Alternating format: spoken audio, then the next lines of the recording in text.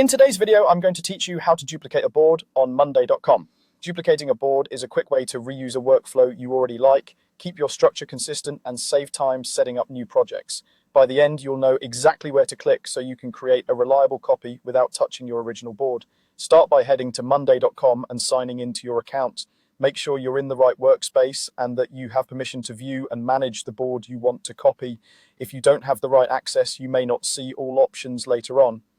Once you're in, look to the left side of your screen. That left sidebar is your home base for navigation. You'll see your boards listed there, usually grouped by workspace or folders. This is where you can browse your existing boards and pick the one you want to duplicate.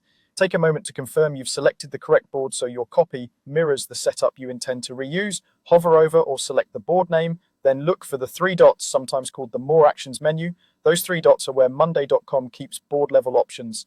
Clicking them opens a menu with actions like rename, archive, and the one we're looking for, duplicate. Click duplicate. Depending on your plan and permissions, you may see a small window with duplication settings. This is where Monday.com can let you decide what should carry over in the copy, such as just the board structure or the structure along with items. Whatever you choose here won't affect your original board. It simply controls what the new copy will include.